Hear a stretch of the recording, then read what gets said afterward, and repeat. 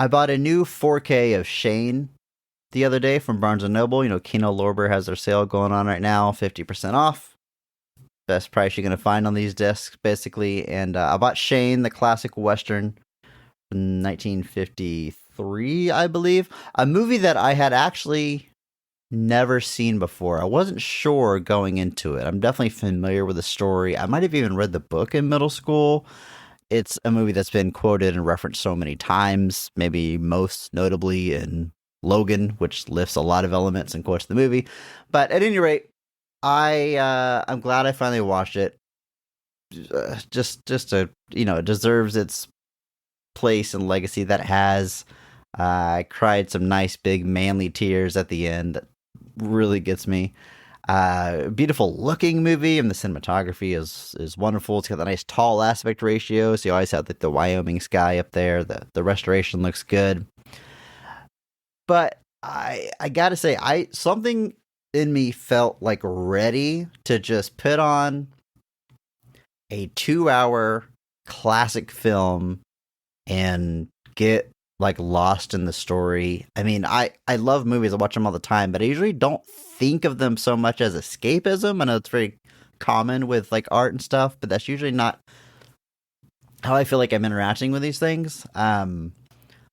But here lately, don't worry, folks, I'm not going to derail the podcast into politics 2 minutes in, but there's been a lot of external stressors going on, and I just feel like something about watching a movie where nothing I'm watching looks relatable, none of this looks like the world around me, and I can just get lost in this character and stories. I mean, if you squint your eyes, like there's some themes in Shane that you can relate to modern times that I wasn't about all that. Like I was just enjoying the story. And man, it was a ride. Loyal Griggs shot that, and he won an Academy Award for it. So well earned. Well earned. That was one of the first movies that Paramount shot in like a sort of widescreen. I think it's 166:1. Because that way that's so when it was upgraded and moved, like they didn't have to like do any modifications. It was already shot in a widescreen format, essentially, which is pretty cool. And that was like, The Searchers is in VistaVision. VistaVision was like a later invention that was kind of the same idea. But yeah, that's it's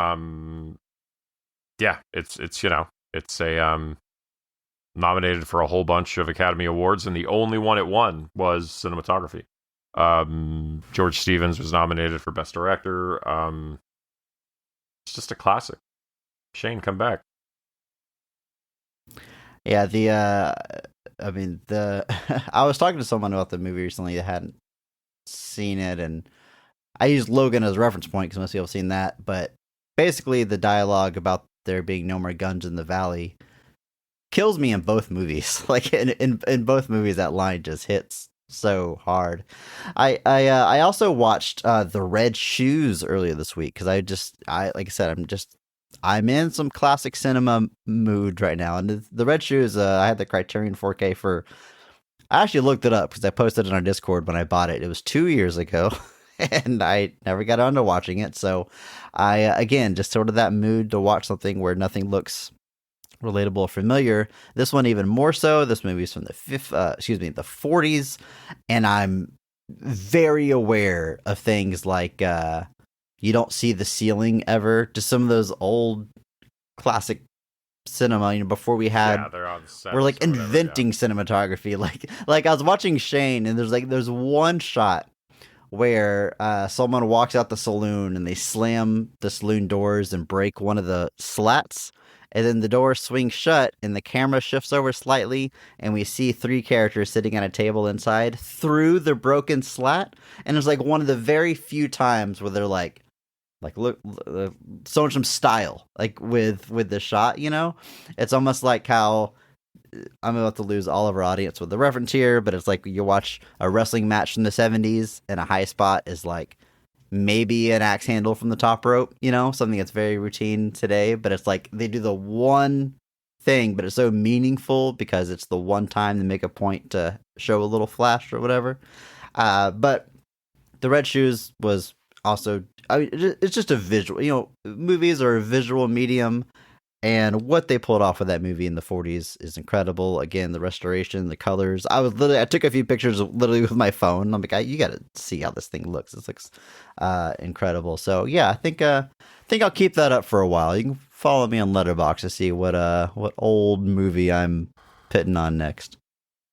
The Red Shoes is really, really good. Michael Powell and Emmerich Pressburger directed that. They directed a lot of movies. They actually directed a movie right before that called Black Narcissist.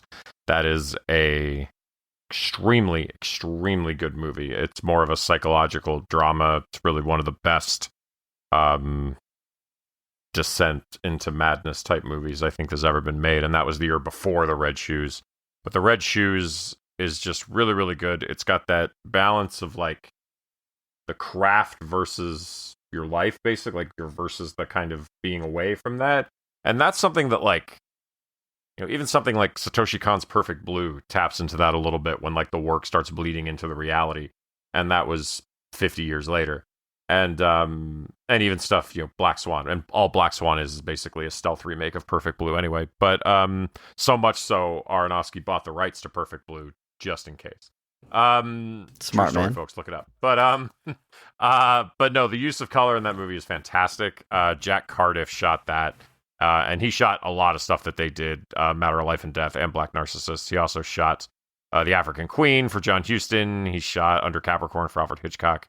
And he was a director as well eventually, but tremendously well shot movie. The use of color in that movie is fantastic, and like you said, probably one of the best single arguments for 4K restoration of old films that exists beyond Vertigo. Like Vertigo and The Red Shoes, like back to back. Like if you don't believe that there's a value in those sorts of things after watching those two, I don't know what to tell you. Yep. You just can't be helped at that point. But tremendous picks, and not exactly light watches either. So bravo. Yeah, if anybody out there has some recommendations for some classic cinema, like I haven't seen. I mean, I don't know. I've seen a decent amount, I guess, but there's plenty of holes in my classic cinema watching. So if you got a good pick for something just to really get lost in, let me know. It's my comfort blanket right now. But let's change gears about 180 degrees and bring in that theme song. We're not talking about the best of them. We're just talking about the rest of them. Not the worst parts, but the best parts. And the best parts we have. The best of the rest.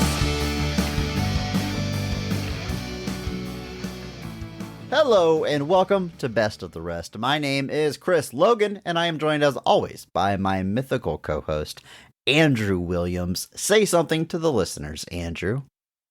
Something to the listeners.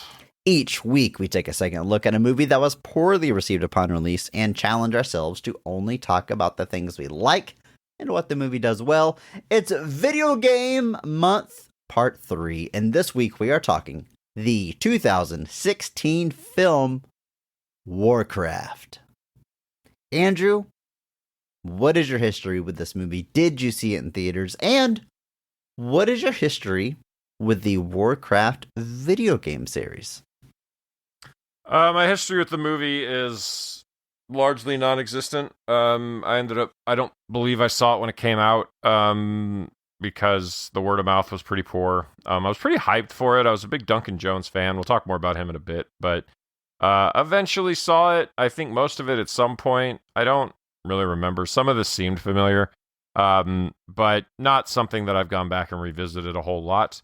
The game, however, like I remember kind of getting like Warcraft, Warcraft 2 rather, I think was like my first real-time strategy game that I really got into, and I have been a fan. Obviously, StarCraft and stuff like that came afterwards, kind of flipping the script and moving it to, the sci-fi setting versus the fantasy setting.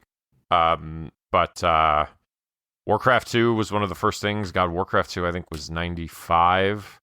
And then I eventually did remember Warcraft 3, which was I think 2002. So, and then obviously this whole thing gives birth to a little game called World of Warcraft, which is still out there near as I can tell, but Wow.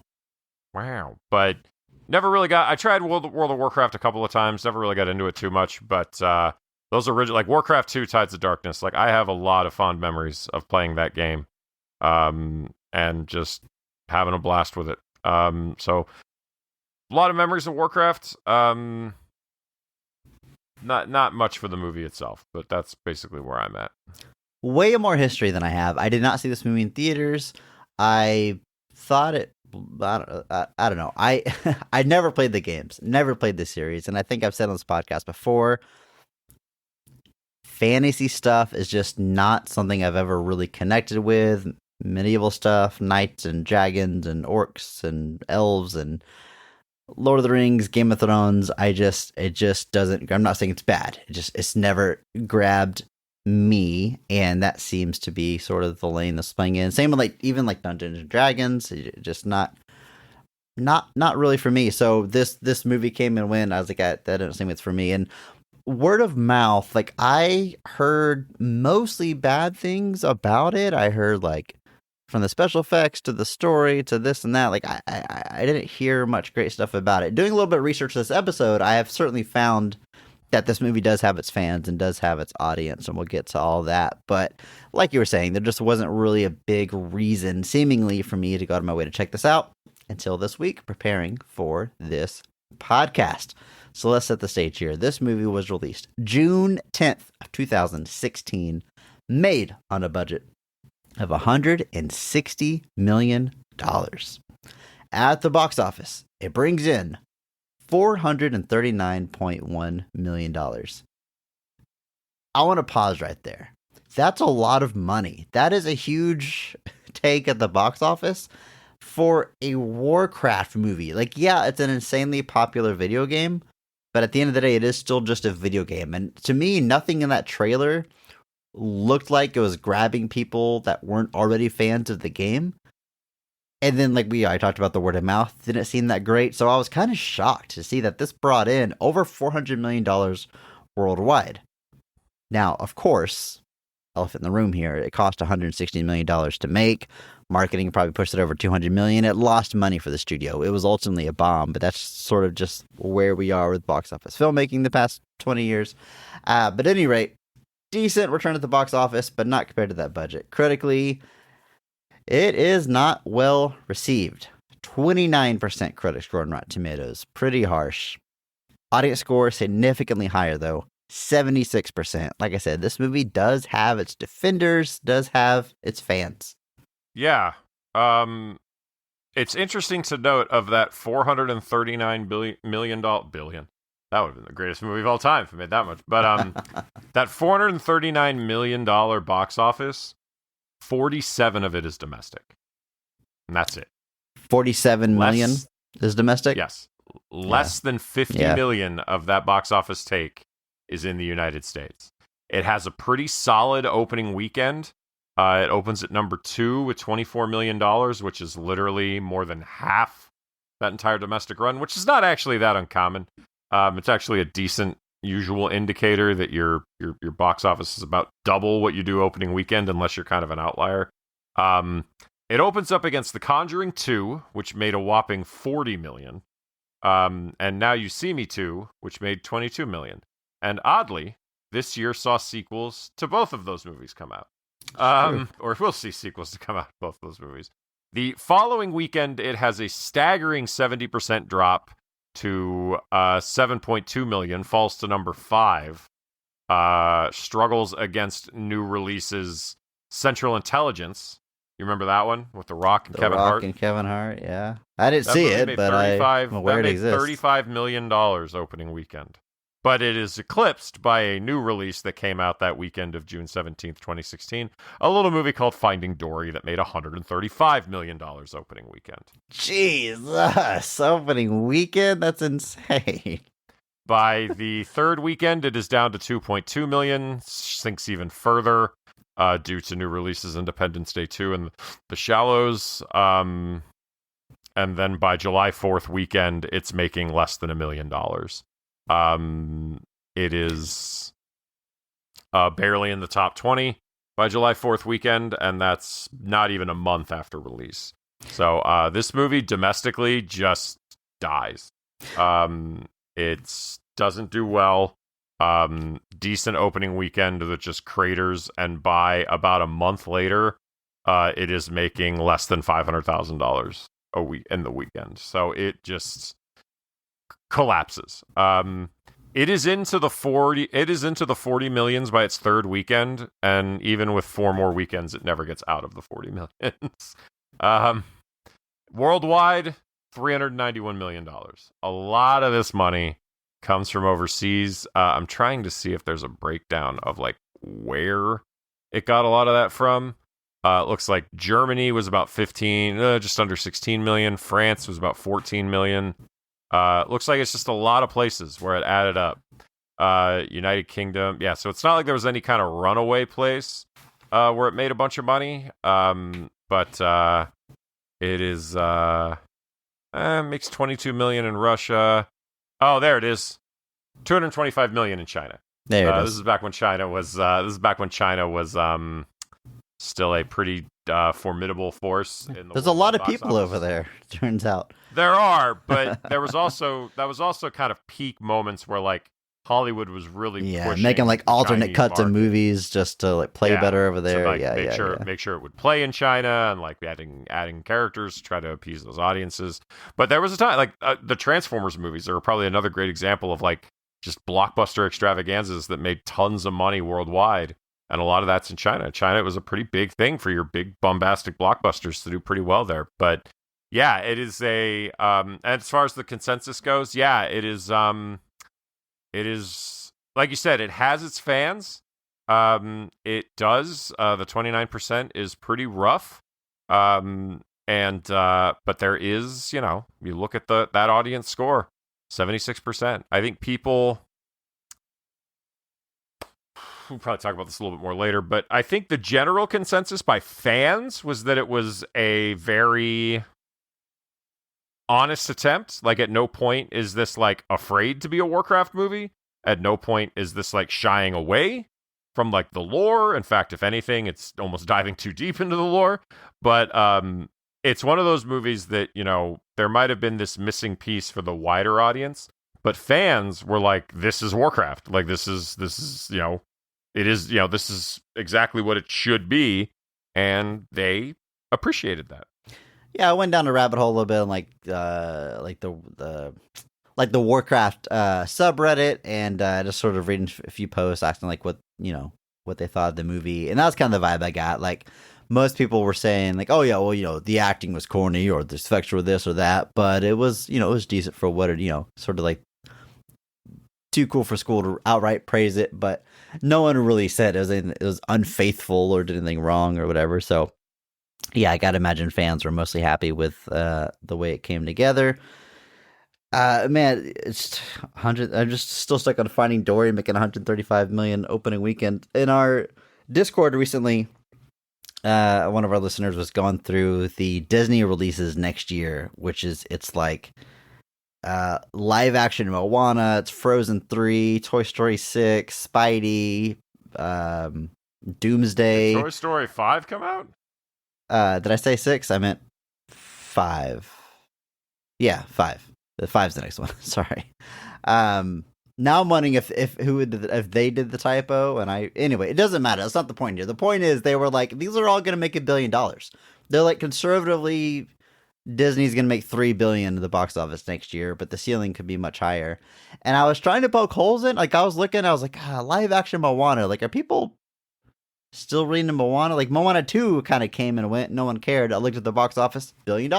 Moana 2 made $1 billion. And like, no one talked about it. I will admit that like the Lilo and Stitch live action remake made $1 billion. Like, people $1 billion. Like, it's what gets me about like people like, why does Disney keep doing these lazy live action remakes? I was like, because they make $1 billion. Like Snow White is the exception, not the rule here, folks. Like Yeah. Snow White, I think was always going to be kind of one where like, I don't know why you're doing this exactly. Like Snow White's not really a story I think that people are kind of itching for. But like Lilo and Stitch made $1 billion. Moana 2 made $1 billion. That baffled me. I was like, that movie felt like it disappeared immediately because it was actually like a retooled television show. Yeah. Like there was going to be a TV show and they returned a movie and it still made $1 billion. Like thing is, family movies on a wide, like especially in the age of like streaming where kids are like endlessly watching these things, new installments, they're going to make bank. I had a friend drop a really, I considered it a pretty good hot take regarding the first 3 Toy Story movies today. And I was like, I'm going to support you on this journey. I'm going to share it with you now. But his argument was that Kung Fu Panda 1, 2, and 3 are better than Toy Story 1, 2, and 3. That's so weird. I was literally, as you said that, I was looking at the box office for Kung Fu Panda because I it feels, because someone else also in the Discord was like, yeah, kids movies, they just make bank. And I'm like, it can't be that simple, right? There's got to be flops out there. And at the time I was like, what's like a dumb, I was like, oh, Over the Hedge. Who cares about that? It made like $600 million. And just now I was trying to do it again. I was like, Kung Fu Panda, do those make? And I looked at the first one, it's like $600 million. I'm sure it only got bigger after that. But I was looking at the Kung Fu Panda box office. Even the fourth one, which came without a lot of fanfare, still made like $550 million. Like it's unbelievable. And so I do like that he specified it was only Kung Fu Panda 1 to 3 though. So I guess the argument is Toy Story 4 is better than Kung Fu Panda 4, but which I guess is true. Here we go. B movie, Andrew, that cost $150 million to make. It only made $293.5 million. I knew Seinfeld was a flop. Yeah, kids movies, man. You like jazz? Wild. But I mean, it made its money back in memes, for sure. Like the one of the dad like in the kitchen turning and going.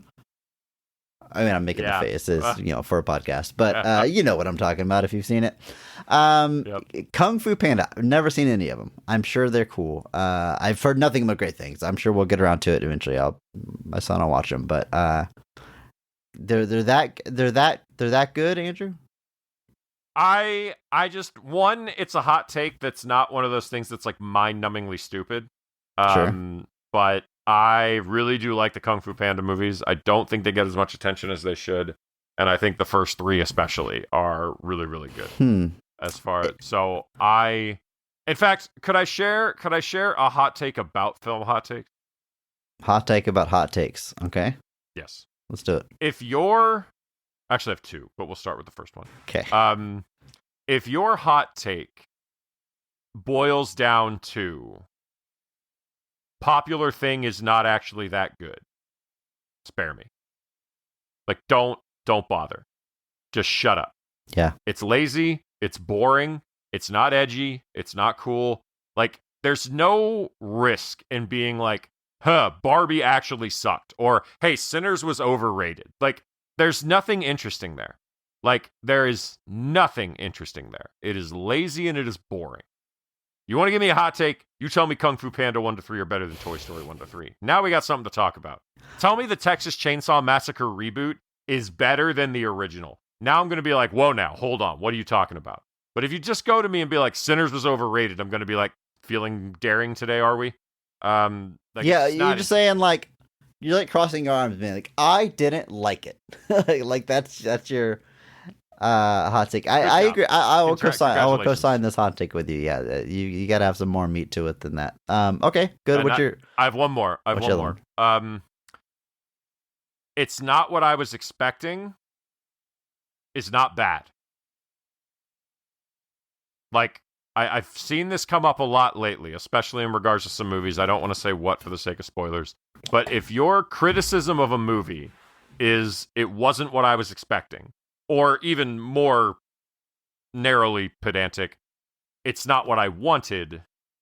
Can I lump one more in there? It's a good movie. It's just not a good blank movie. It's the same idea. Yeah. Like Man of Steel is a good movie, but it's a bad Superman movie. Then it's just a bad movie because guess what? Man of Steel is supposed to be a Superman movie. Well, But, like, even like people say The Last Jedi is a good movie. It's not a good Star Wars. Like, But it's what do not you? a good Star Wars movie. It's What a does good that even movie. mean? Yeah. But like the notion there is so interesting to me because it implies that if a movie doesn't meet your preconceived expectations, it's bad. Now, I'm not saying you can't have expectations. I'm not saying that you can't expect things. But if your criticism boils down to, this isn't what I wanted, then the movie hasn't let you down. You've let yourself down. Andrew, what if I said Warcraft isn't a good movie, but it's a good Warcraft movie? It sounds like that's the consensus. Hashtag PP. Don't worry, we're talking about positives here. But, We are, and there's a lot but- I like. No, those two takes have been like the first one especially of just like when people are like, you know, especially with Sinners like this year, people were just like, I don't get it. Like, what's so great about this? And I'm like, just go home. Spare us. Just spare me. I got bigger problems to deal with than your weird pedantic nonsense. Barbie got a lot of it too. Where just like there's a movie that gets a lot of attention and people would just have to be the ones that are like, And if you know, you're it's not that great. if you're saying, can someone explain to me what's so great about it? You are not genuinely asking. There's no one's gonna leave a Right. magical comment where you're like, oh yeah, you're right, it is a classic. Like you're just roundabout saying I don't like popular thing, and yeah, that's pretty boring. It's lazy. It's lazy. It's just lazy. And at the end of the day, if you don't, and here's the thing, no one's saying you have to like it, but you're not being weird and counterculture by not liking it.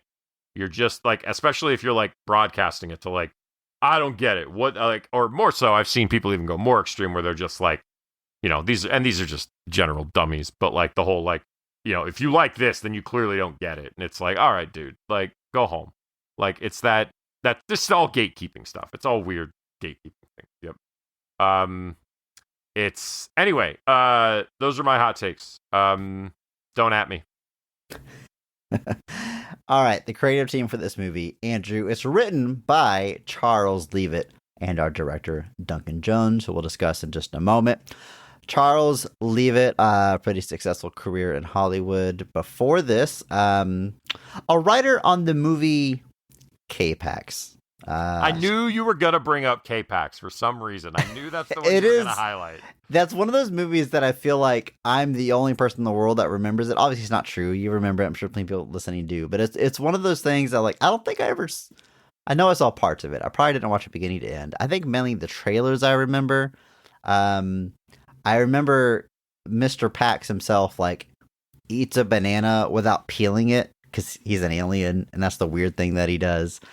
And it's just a weird-ass movie that we think about it now and it feels like it was a weird fever dream that thing got advertised and released. Weird thing. It just reminds me of that like that phenomenon, like even like Michael's, just that weird like just we're gonna have these like big name actors in the late 90s. I'll just play these weird mysterious guys that might be from somewhere else or might not be. Yeah. That's what the deal is. Dude, Like, Phenomenon. I like Phenomenon. I do. But if you were to ask me what that movie is about, I don't know. John Travolta gets smart for 90 minutes and then he's not smart. Like, that's it. That's the plot. That's what, like, it's wild.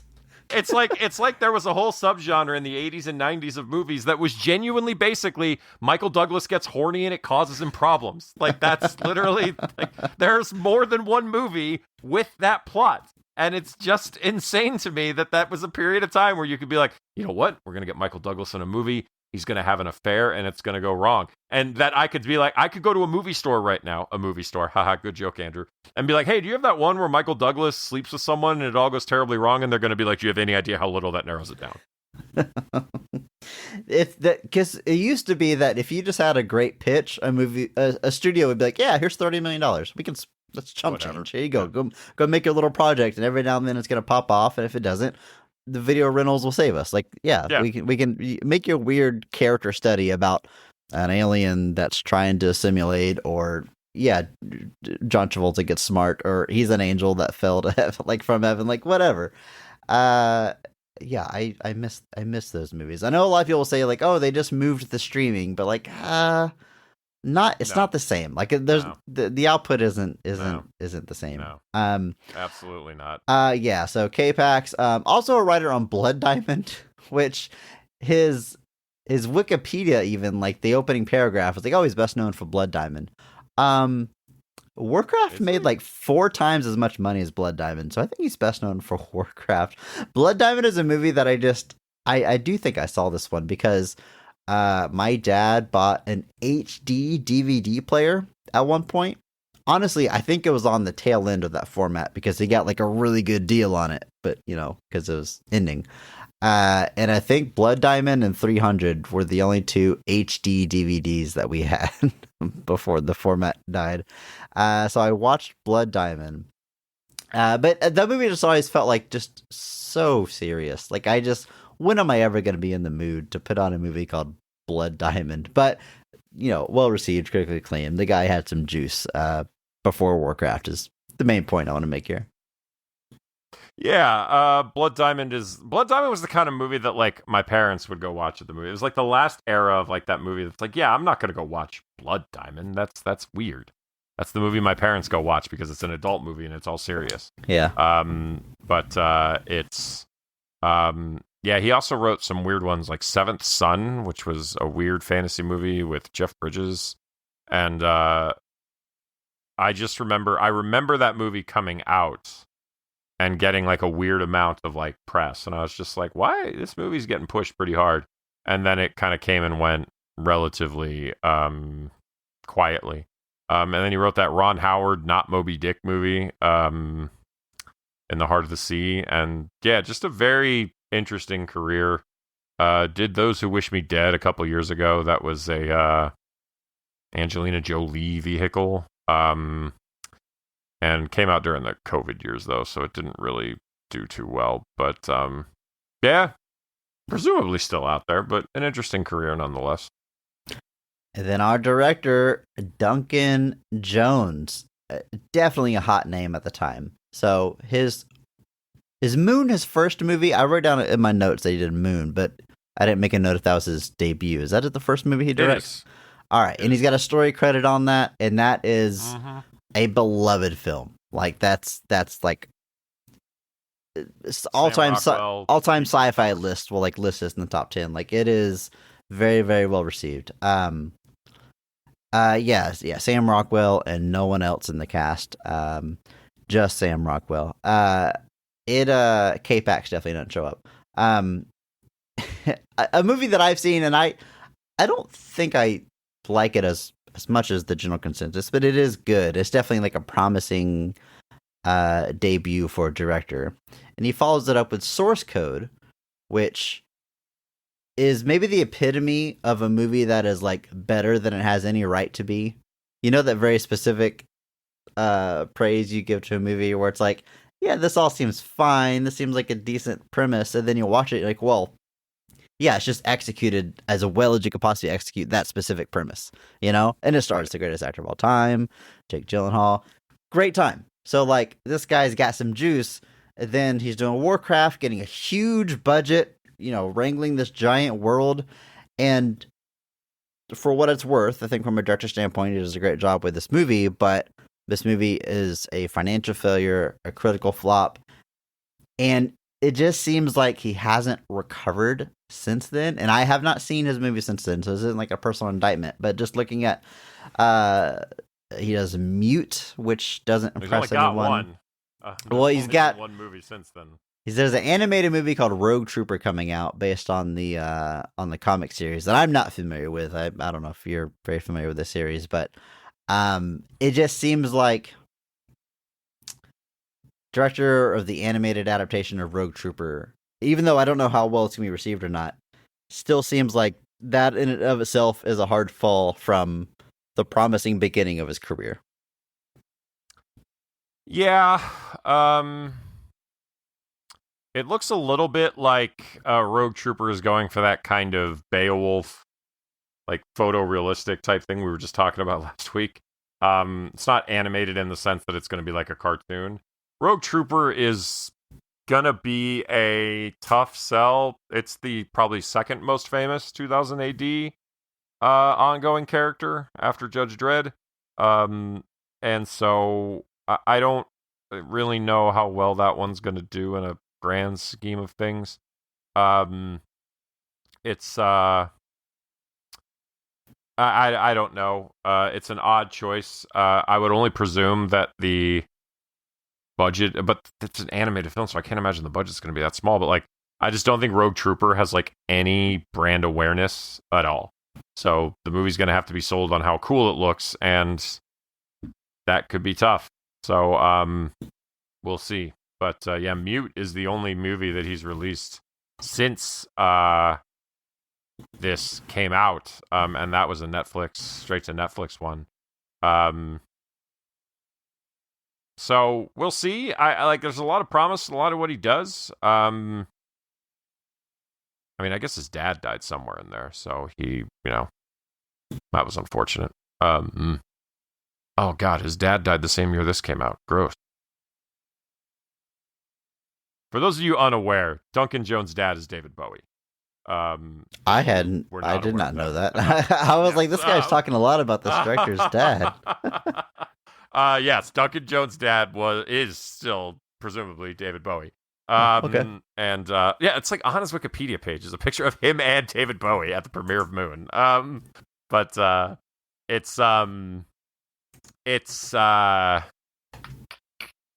was 2016. I wasn't sure if it was later or not. But because David Bowie was the one that like released an album and then died like a week later. Genuinely insane. How he worked out the timing on that one. But it is it's been an interesting career. Like he was one of those. He reminds me a little bit of like God, who was the other guy? Neil Blomkamp. And there was a real group there for a while that like all had these like solid like first movies. It was like Neil Blomkamp with District 9. Duncan Jones with Moon. I feel like there was a couple of others. And they've just never all quite gotten to the heights of those movies before or again. And I think there's a lot of talent. And yeah, it's unfortunate, but I think Duncan Jones has a lot of talent. I love Moon. I love Source Code.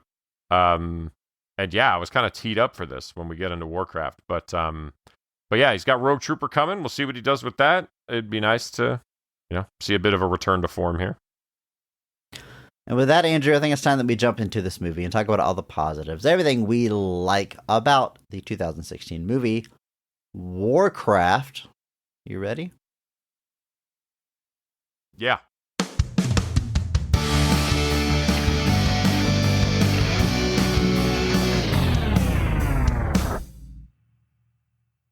A corrosive force known as Fel Magic is eroding Draenor, home world of the orcs.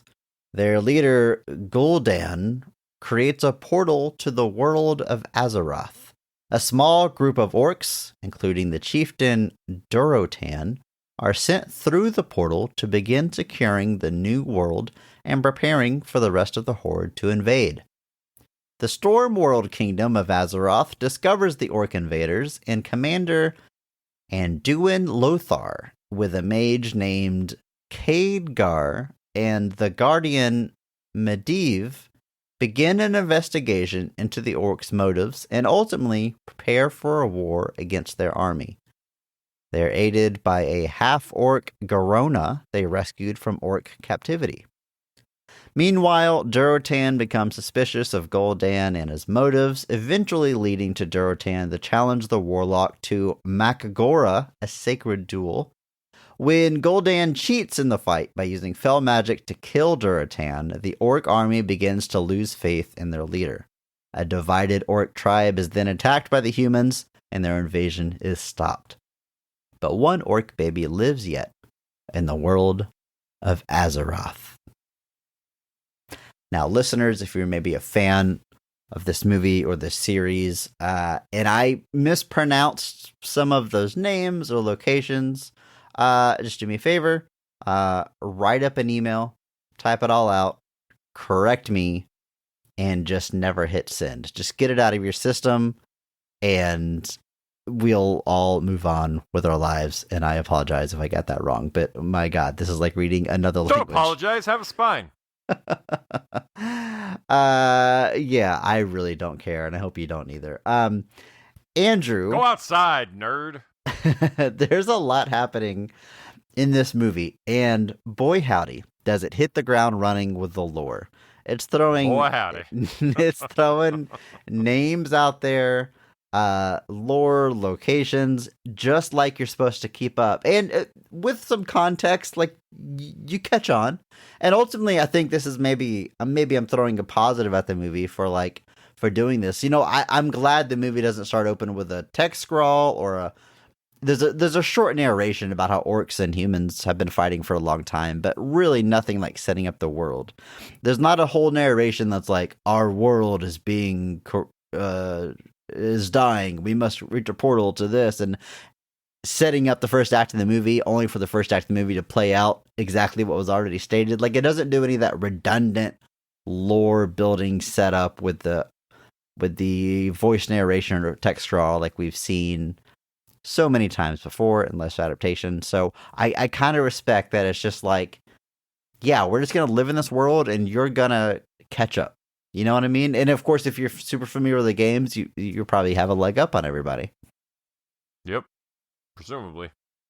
Well, we're going to talk about the scenes of this movie. But before we get to those scenes, you know what we got to do. We got to talk about the cast of the film. Starting with the high point, the best casting, best performance in the movie, because every episode we recognize one person who goes so far above and beyond the Call of Duty that they actually elevate the quality of the entire film with their performance. And we recognize that person by giving them the Mark Strong Award. So, Andrew, kick us off. Who is getting your Mark Strong Award for Warcraft? I think I'm going to be going with one of our main leads here. I think I'm going to be going with Travis Fimmel as Anduin Lothar. For Andrew, that's actually a typo, because that is clearly James McAvoy in the lead role, and you cannot convince me that that is anyone else. What? You don't see it? I felt certain that I'm not crazy for this one. You don't think that looks just like James not. McAvoy? What are you talking about? Let me Google this and see if the internet... powering forward. No, not even close, man. Like, good lord. Go ahead, power forward. No, you're absolutely wrong. Ridiculous. Anyway, Travis Fimmel plays Anduin Lothar, who is basically the military commander of the human forces under King Lane Rin. Essentially our hero of the movie on the human side of things. He is deeply invested in figuring out where this orc invasion is coming from and repelling it. He gets becomes very personal for him. He watches his son get killed by the orcs and seeks revenge for that.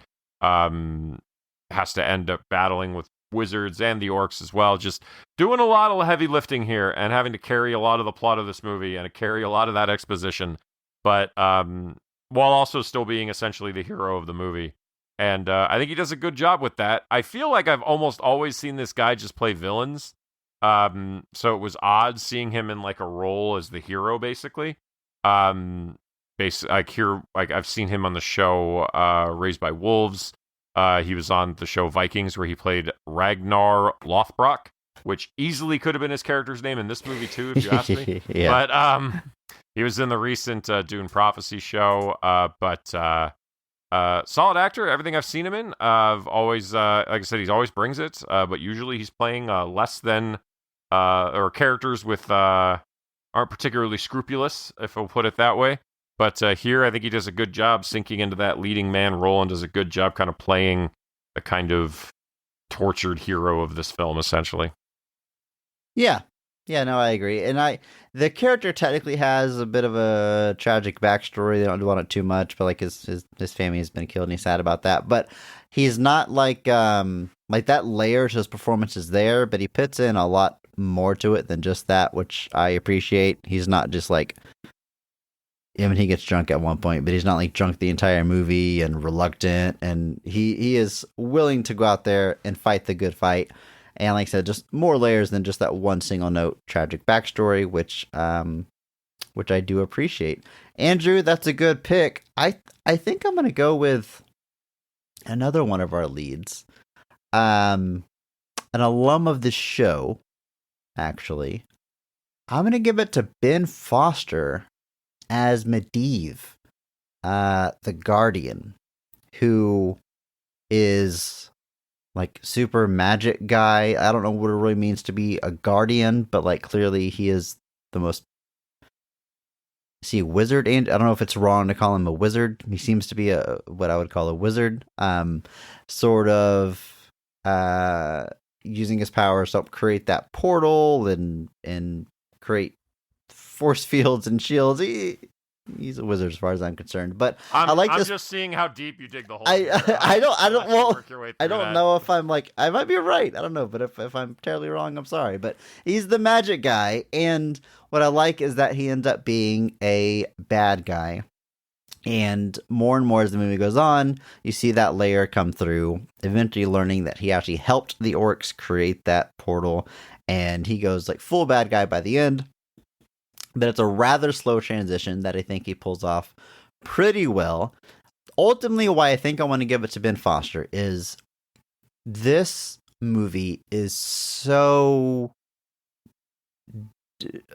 deep fantasy. Like, it's so steeped in this, I say this lovingly, nerdy ass world. Like, it is, and it takes it all like at face value. It plays it all deadly serious. There's not a bunch of like jokes to undercut it to make us like feel a little more comfortable. Like, it just takes this material and treats it so seriously and with respect, which I'm sure fans love, but like, man, that's not easy. And I think his ability to play it straight, I was most impressed with, and that's why I want to give it to him for the Mark Strong Award. He just plays this thing so straight up, so deadly serious. Alum of the show, from what I remember, I think he played Angel, right? Does he play him in Apocalypse, or was that also him in X3? So maybe we talked about him multiple times. He's only in X3. He is not. Oh, he's only the X3 one. He's not. Yeah, he's not the. He's the Angel in X3 or in Apocalypse is the younger group. Okay, he's not that one. Well, he's also young in X3. I don't know. Those timeline got confusing. I just remember he played Angel. We covered like every X-Men movie basically, so I knew we had talked about him. We've maybe talked about him another time. But now he's officially a Mark Strong Award winner. And that's a good thing. This was the runner-up for me. I like Ben Foster a lot. I've actually been, he was on that show, what was it, Flash Forward, that he was on way back in the day. He's in The Punisher, apparently, Andrew. Yeah, he plays one of the neighbors. The one with all the piercings. Yeah, there you go. Multiple alum of the show. I really, really like him in... There's this movie he made in 2001, kind of in that, teen comedy era where they were doing all sorts of things, called Get Over It. I like that movie quite a bit. It's a comfort thing for me. It's a very weird movie. It's like a modern retelling of A Midsummer Night's Dream, but it's Ben Foster, Colin Hanks, Kirsten Dunst, Mila Kunis, Zoe Saldana's in it. Cisco is in it. And really dating the movie there. Vitamin C shows up. Ed Begley Jr. plays his dad. Martin Short plays like the theater director. It's like it's one of those movies that in 2001 probably wasn't super stacked, but in hindsight you're just kind of like, jeez, like, for the love of God. But I enjoy that. I just recently saw an interview with him. He just had a new movie come out with Shailene Woodley. I think it was called oh God, I can't remember what that was. Anyway, it is a so the interviewer was talking about it, and she mentioned that it was one of her favorite movies, and he just seemed so touched by that, because he was like, made that movie when I was like 21, and I was like nobody, and he was like, it's so wonderful. But because one of my favorite movies he's ever done is Hell or High Water. I don't know if you've seen that one. Have not. But it's him and Chris Pine playing brothers, and then Jeff Bridges plays this kind of sheriff that's after him because they are robbing banks to save their family ranch. And it's just really good. Taylor Sheridan writes it. Taylor Sheridan, I know, has gone on to become the Yellowstone guy. And that's kind of the big thing he's known for. But there was a time where like he wrote movies like Sicario Hell or High Water, Wind River, and I love Wind River too. Jeremy Renner and Elizabeth Olsen. But Hell or High Water is extremely good. Like, it is really, really good. And it's got a really good Mr. Pibb joke that you'll probably enjoy. But Okay. it's very, very good. Him and Chris Pine play these brothers, and he is just so good in it. And it's one of those movies too that, like, because Jeff Bridges has kind of settled into that like aged wise stoner role a lot of the time. And so when Jeff Bridges like really sinks his teeth into something, I'm just kind of like, oh yeah, like, you're Jeff Bridges. I forget that like there's this whole other thing that you can do that I forget about sometimes. And then Chris Pine, just, I think Chris Pine's a little underrated, not probably the least rated of the Chris's, but I think he's quite good, especially in that one. So if you have not seen it, I highly recommend checking it out. But otherwise, Ben Foster is kind of stuck to like lower scale things. And I think he does a good job with most of what he's got. But here, stepping into that blockbuster world,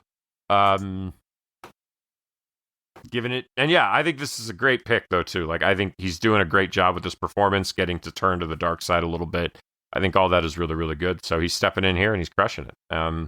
Obviously didn't really lead to more interest in him and sticking around the kind of big budget stuff, but happy to see him here. Always happy to see him. So good stuff. Paula Patton plays Garona. This is the half-orc that is being held as a slave amongst the orcs, gets rescued by the humans. She eventually decides to help them out, and ultimately maybe my favorite arc in the movie. I think this character is really interesting, especially where she ends up. So want to give a lot of praise to Paula Patton for pulling that off through lots of makeup. From what there might be a little bit of CG in there too, but it looks pretty practical versus all the other orcs, especially the male orcs are clearly CG characters. I think she's more of a makeup character. With her being half orc, it's not as extreme. Bit of a hybrid, you might say. I see what you did there, Andrew. As you stroked your chin, you were proud of that one. I like this character, like the performance. All really well done. Like I said, we'll talk about her arc a little bit more when we get to scenes, but I really enjoyed it. Yeah. Did you know she was married to Robin Thicke? Was, meaning they are no longer married, I hope. Yeah, they haven't been for like 10 years. But Yeah. I just remember when Ghost Protocol came out, looking that up, and I was like, ha! Yeah. I don't know. Okay. Anyway.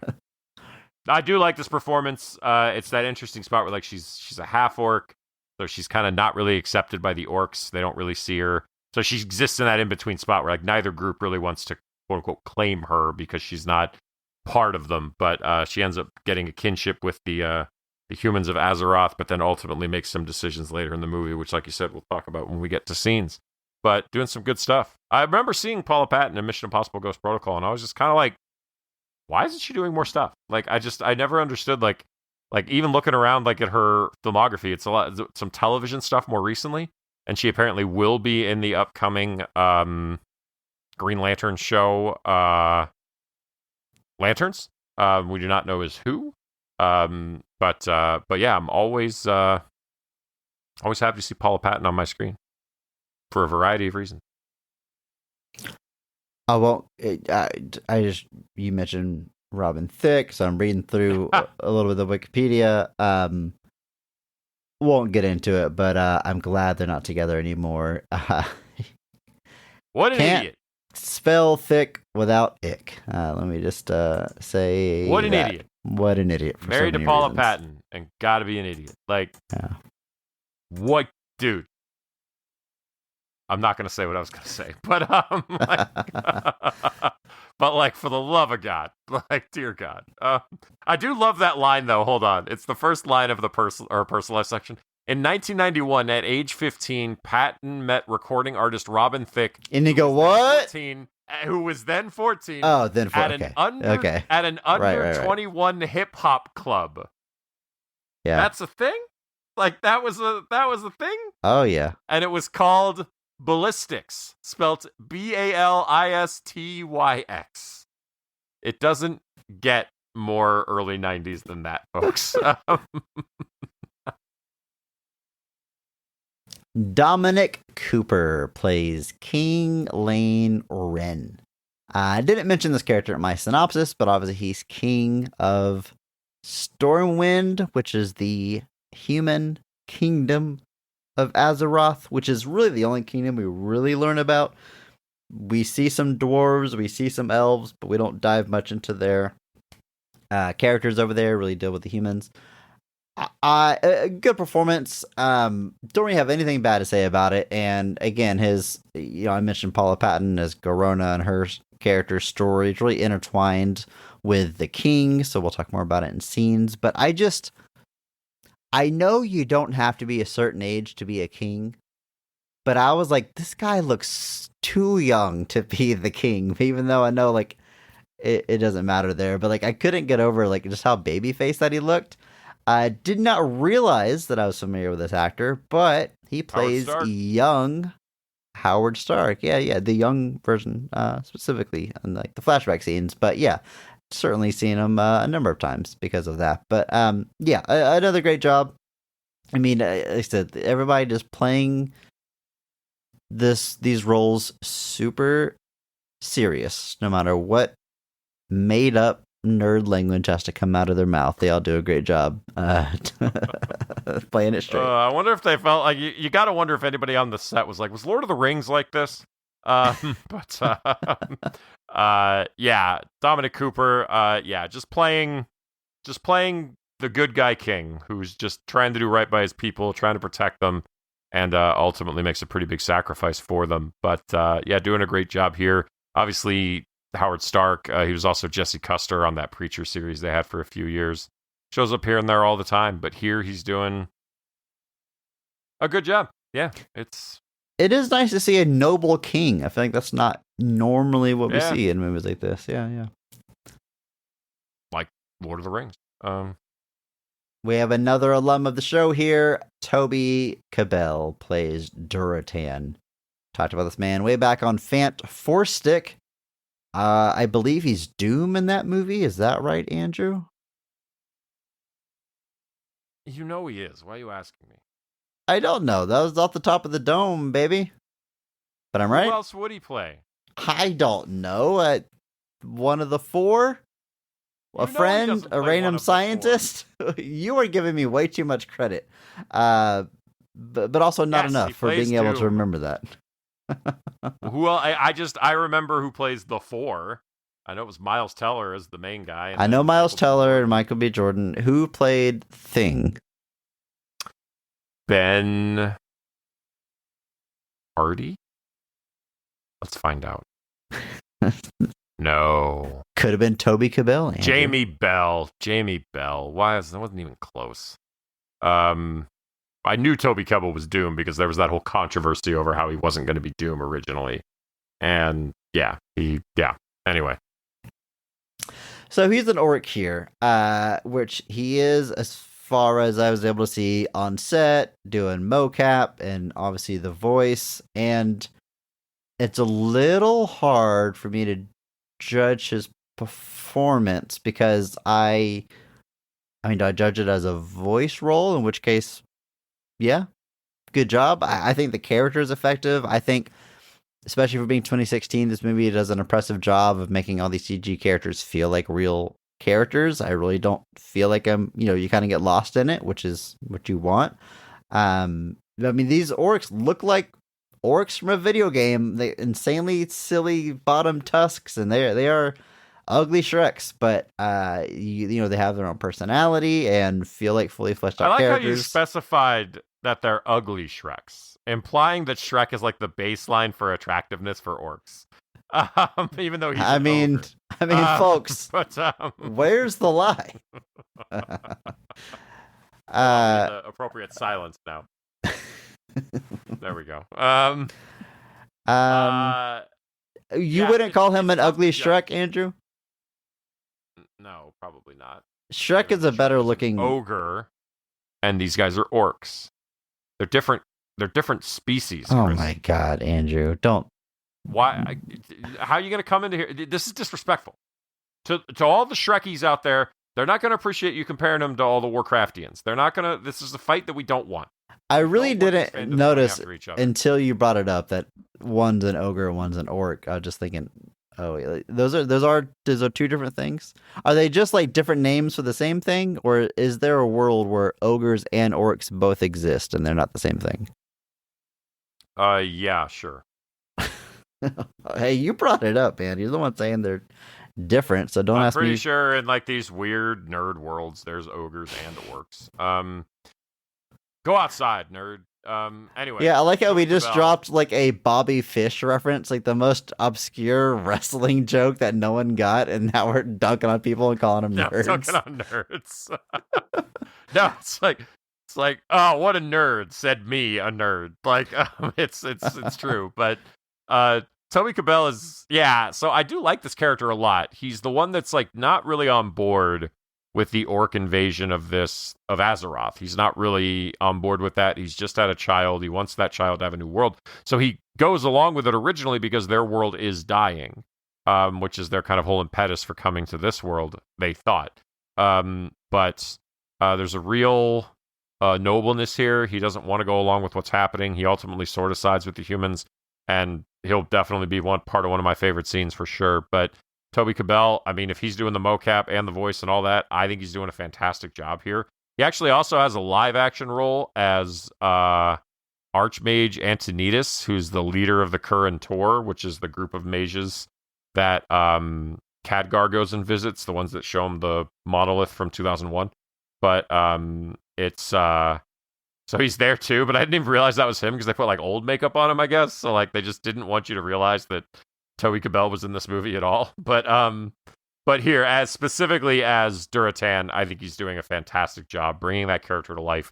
And like you said, making him feel like a real character when it could have been real easy to just make him feel like just, not fully fleshed out. Ben Schnetzker plays Khadgar, who is the mage I mentioned in the synopsis, who's helping out our boy Lothar. And he is sort of an outcast at first, but like earns the trust and gets brought into the fold.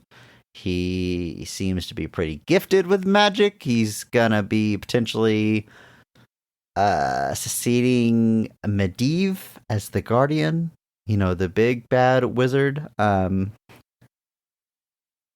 Sorry, this is... Again, I'm letting you go until you crash and burn here. Oh man, this is nerdy.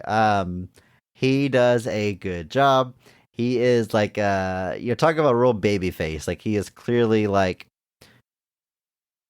a magic prodigy is kind of the impression that I get. Like he is more gifted, more powerful than you would expect, given his age, and seems to be true of heart, always willing to do the right thing. Andrew.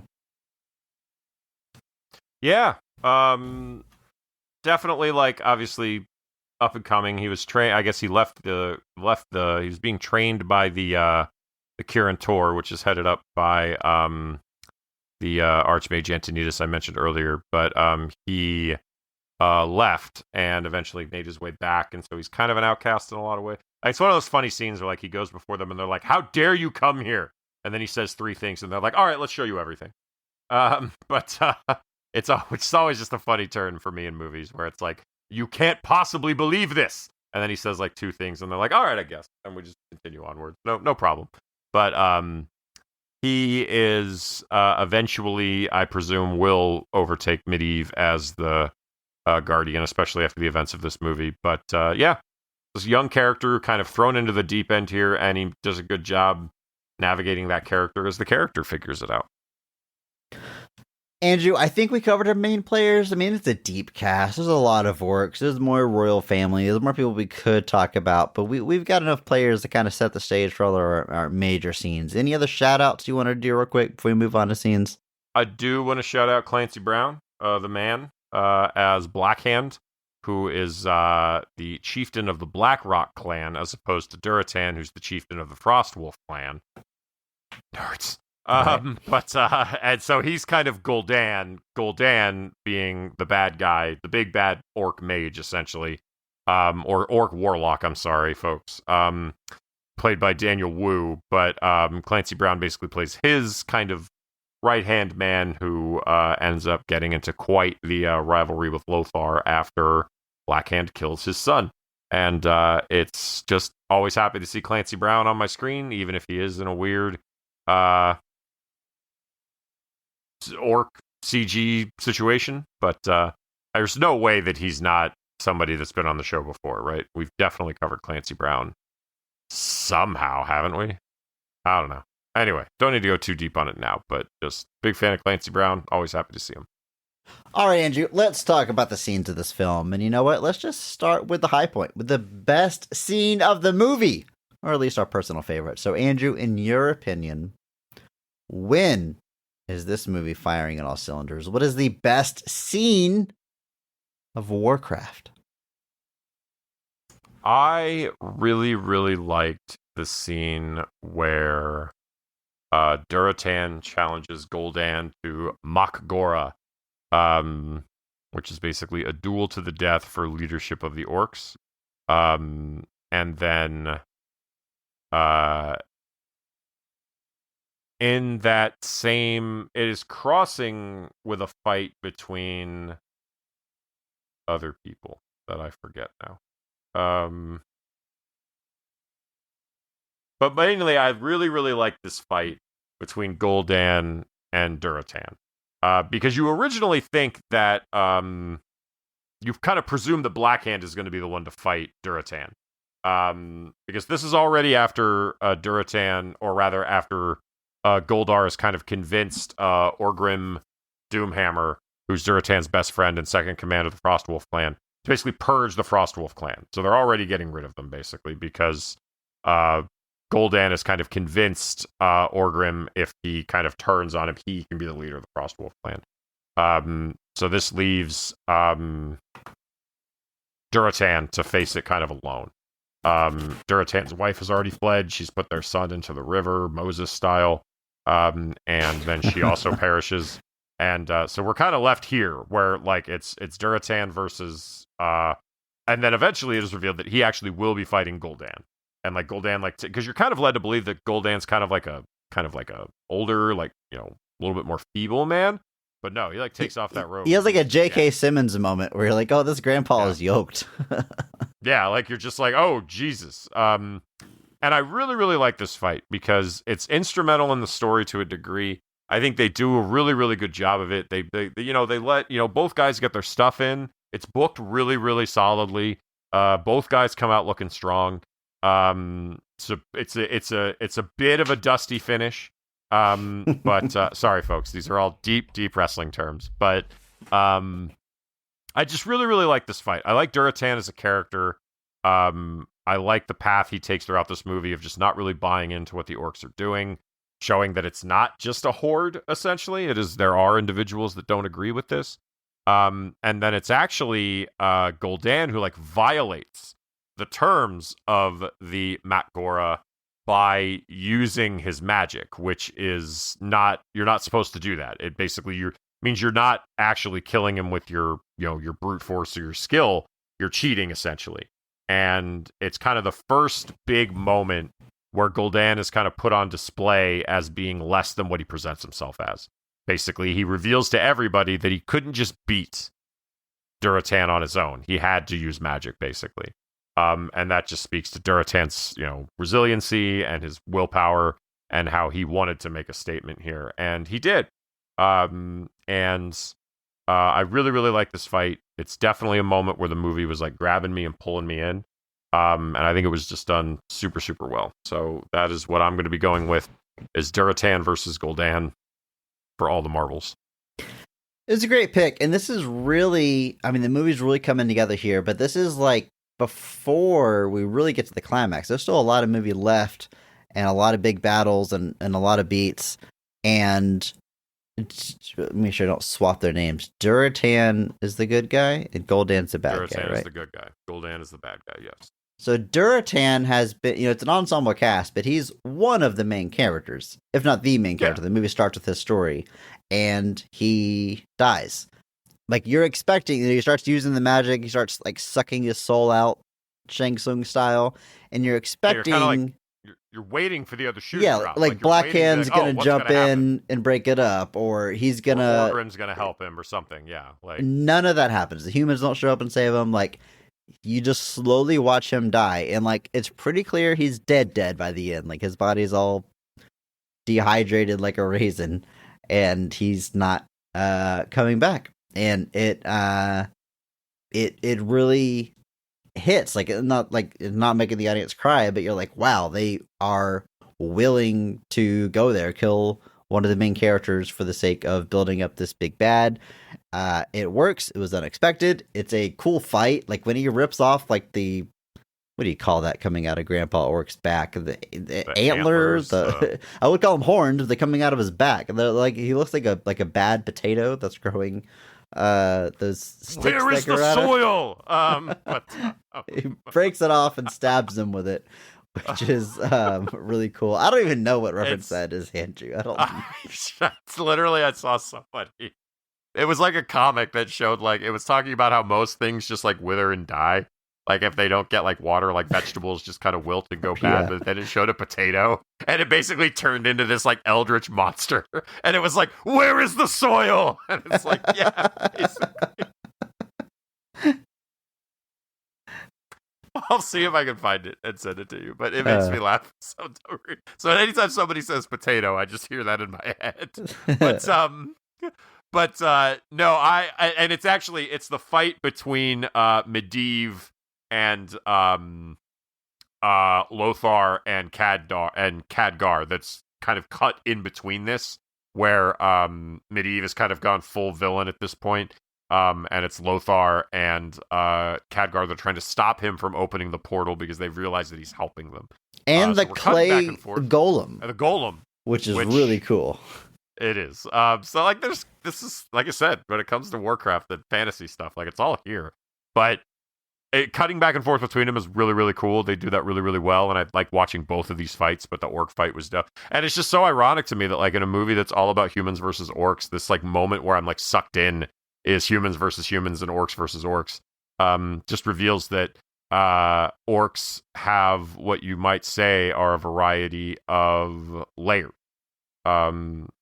I don't get it, Andrew. Are you? I mean, ogres have layers, but we're talking about orcs. They're totally different. Orcs, fantastical. So they species, they wouldn't be called layers. I don't know, but it's a lost metaphor. I lost where I was going with it. But I really, really like this fight. I think like when he rips out Gul'dan's own like bone to stab him with it, like Doomsday style. Like it's kind of what it looks like. Like Gul'dan's kind of got that Doomsday thing going.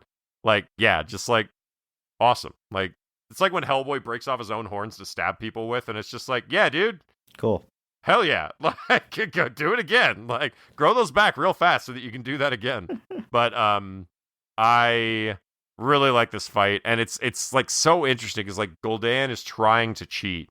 And he's like looking around, and like you can see that like even he is just like, oh man, this is bad. Like I'm not doing as well here as I thought I would, and he's just not prepared for just the willpower of Duratan.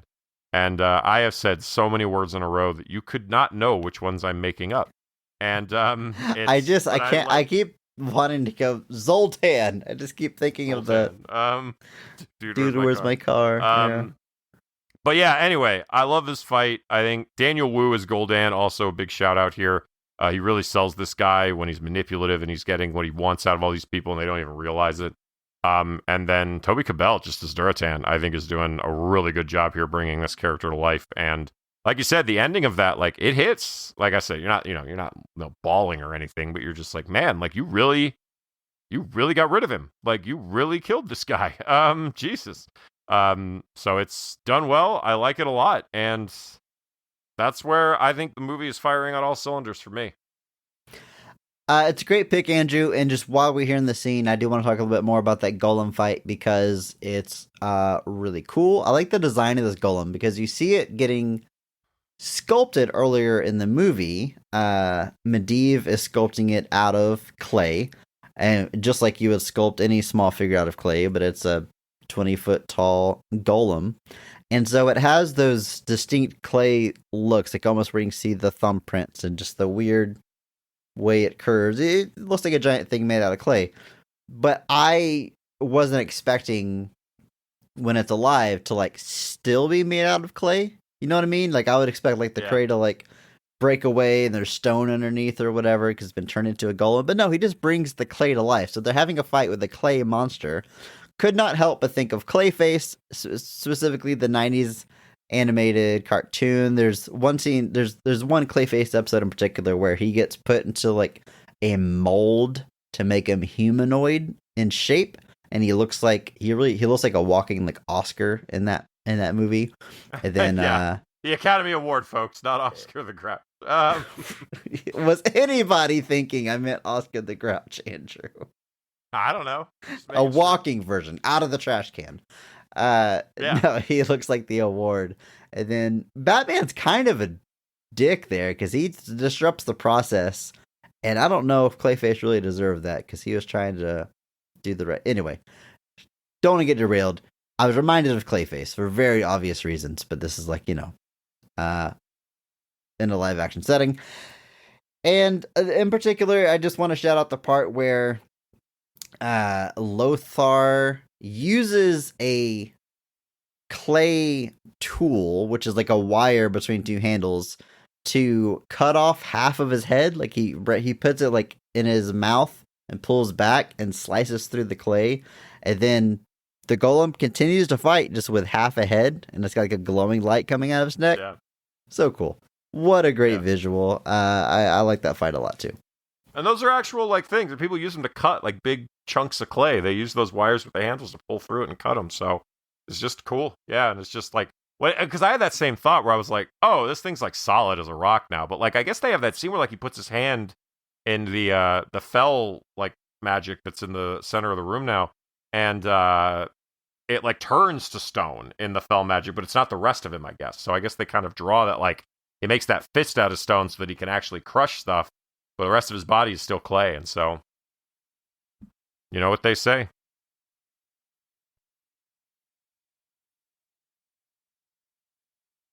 I'm leaning in because I don't know what you're setting up here. Oh, if you want your clay to not be brittle, you have to roast it at a certain temperature for an excessive amount of time. What?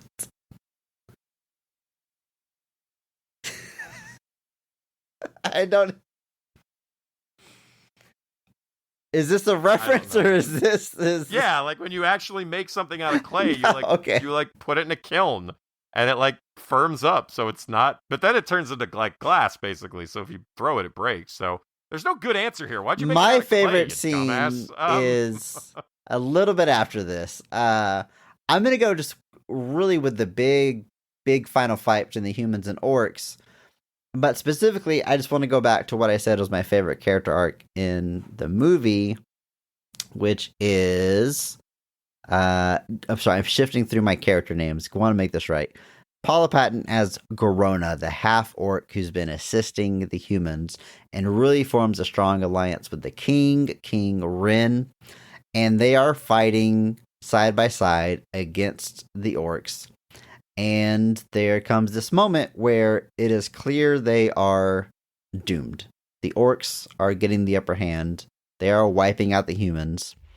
And the king says, once they get to us, they will kill both of us. But there's no point in both of us dying. You have to kill me. If you're the one that kills the human king, you will win back their trust and they will spare you. And it's something I completely didn't expect. I didn't expect this, I don't know what I want to call this here. Not nuance, but it's just really, it doesn't feel forced. It feels totally set up by the events game before it, but I didn't see it coming. I didn't expect this last minute plan for him to die. Like, I figured he would die in this battle. And again, noble king, very cool that he's willing to be on the front lines. but his really final sacrifice to make his death mean that much more, to give her purpose, to have her a way to spare her life, and the pain that she is clearly feeling as she drives this knife into the back of his neck to kill him.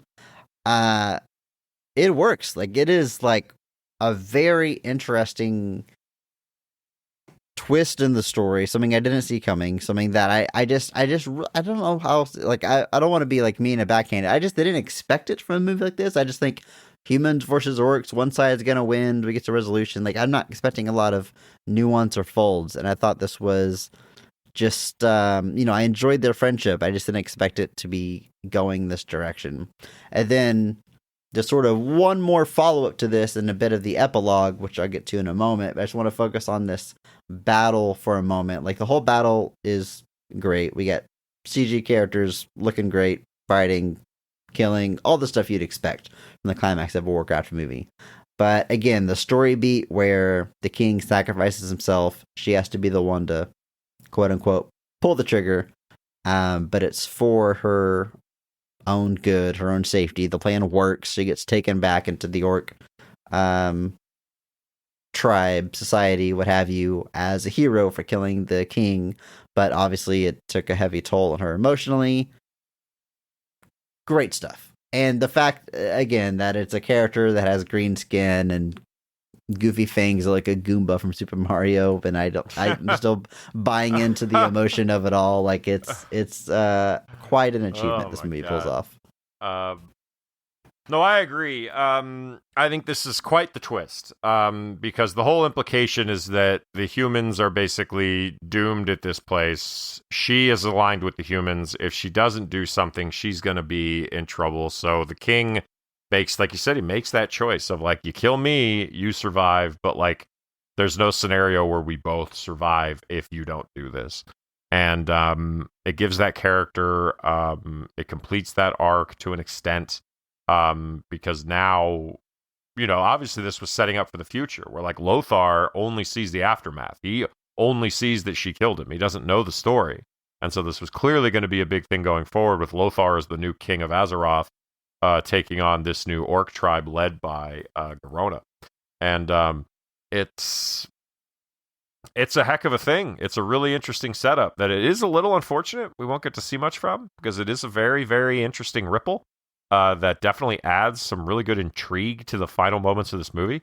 And it's really, really good. This is an excellent pick, Chris. This movie, really, like, I genuinely, in the final act, I'm just like, this is great. Like, I like what's happening pretty much on every front. When we deliver on the action, we get the orcs versus the humans in a big bad fight. We get cool magic stuff. We get cool orc stuff. We get everything. This finale is exactly what the movie should be doing. So, I couldn't agree with you more about the finale of this movie than the stuff that it's setting up is it's exciting. It works. I could not believe that.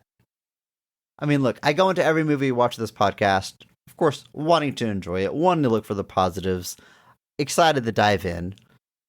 But by the nature of the type of movies that we watch, it's not always going to be an overall great experience, or not likely to find a new favorite movie. You know what I'm saying here. And especially with something like this, which, as we established, is like a genre that I'm not particularly usually very into. Expectations were what they were. I'll just say that. And I couldn't believe that by the end, I was like, I'm bummed there's not another movie. Like, there's some really cool stuff that I want to see followed up. Like, I think it really sets up a lot of interesting stuff and interesting dynamics, and it does so without. The movie does have, like, a satisfactory end. Like, it's about these orcs invading, potentially taking over the world. They stop the invasion. They stop the orcs. Like, there's a resolution to the main conflict, but we have this new power dynamic with Lothar becoming the new king, and presumably Garona is, if not the leader, one of the leaders, leader of the army of the orcs, and she is still sympathetic to the humans, but now she has this human killing persona to keep up. and Lothar already believes that's who she actually is. So, like, if they meet on the battlefield, what's going to be the outcome? Are they going to meet in secret? Is she going to be able to convince him that it was planned and orchestrated to look that way? Like, I don't know. That's a very interesting place to take those characters. And then, of course, you have the orc baby you mentioned earlier. That I will just say that the Wikipedia synopsis makes it a point to. Okay, so in the movie, the orc mom, it's gosh, I'm sorry with these names. Duratan, and then what's his wife's name? Best Draka. friend, Raka. Braka. Okay, so she Draka with a D. Draka. Okay, all right. Draka, played by Anna Galvin. So she gives birth. We see that happen early in this movie, but the baby is like stillborn, like it's all blue. It's pretty morbid for a minute there, and then the warlock Goldar is Power Rangers. Goldan brings it back to life by like sucking the life force from a deer and putting it in the baby, which I just thought of like, yeah, he's using his magic powers, but like the Wikipedia is telling me that the baby like is brought back with fell magic. So like, is that gonna play a part? Like, is the baby gonna have some sort of powers because of that? Like, literally, is it the last shot of the movie or is the mid-credit scene, Andrew, where we see the baby get picked up by humans and then like It's the end. It's the end of the at movie. the end of the movie, it gives a little warrior scream, which is adorable because it's a little baby, and it's the end of the movie. So you've got that plot thread hanging. It's good. It does a great job of like setting plenty up for the future again without sacrificing this movie itself having a satisfying conclusion. Clearly, they were hopeful this was going to make some money and get that sequel. Obviously, that unfortunately did not happen, but yeah, I mean, it's quite a feat for a movie that is about subject matter that really is up my alley for me to like, again, be bummed that we don't get a follow-up by the end of it. There's actually a whole story that baby is supposed to go through, because the baby is Goel, but eventually he comes known by the name Thrall. And he does become an orc shaman, who is their kind of version of magic users. So I think there was some setup here, and then he actually does get raised by a human, essentially as a slave in an orc enslavement camp, and then eventually becomes the leader of the unified horde later in his life when he's an adult. So there's a whole story there with that character where he gets found by humans, but he's raised in like basically in slavery. He gets kind of put in a Planet Hulk type situation where he has to do gladiator fights and stuff like that. And it eventually kind of just burns in the resentment he has towards humans. And then eventually he rises through the ranks and he becomes a person that the entire horde can rally behind as this kind of personification of their struggle. And so none of that here, obviously, because Right.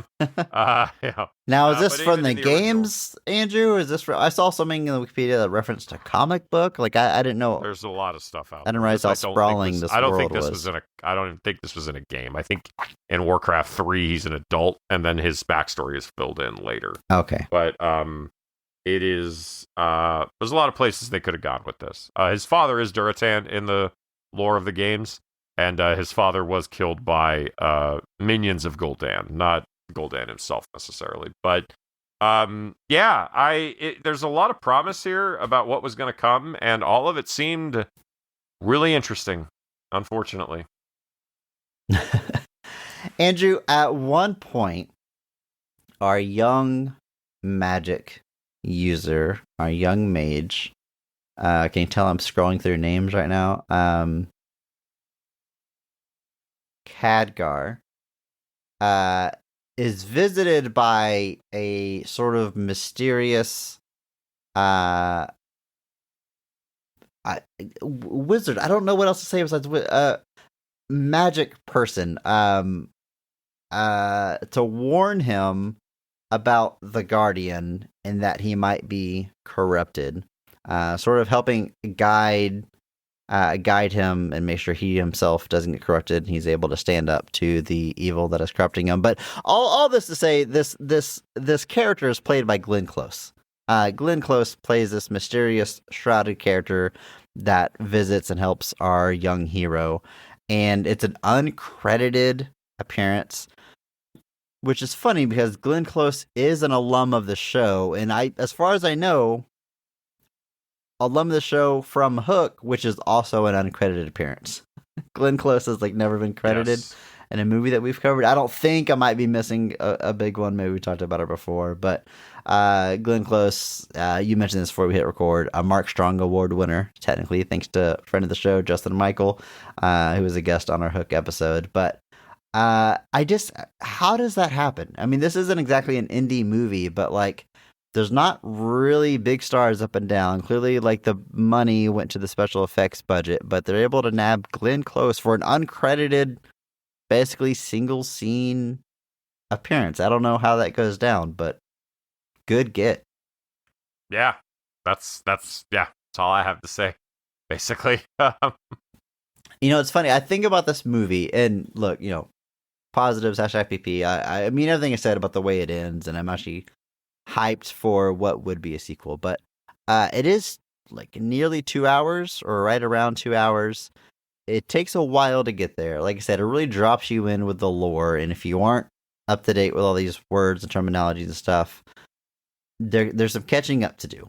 But it's not like there's 90 minutes of nothing happening or boring stuff and talking and dialogue and then action. There's action throughout, and I think all of it's pretty good.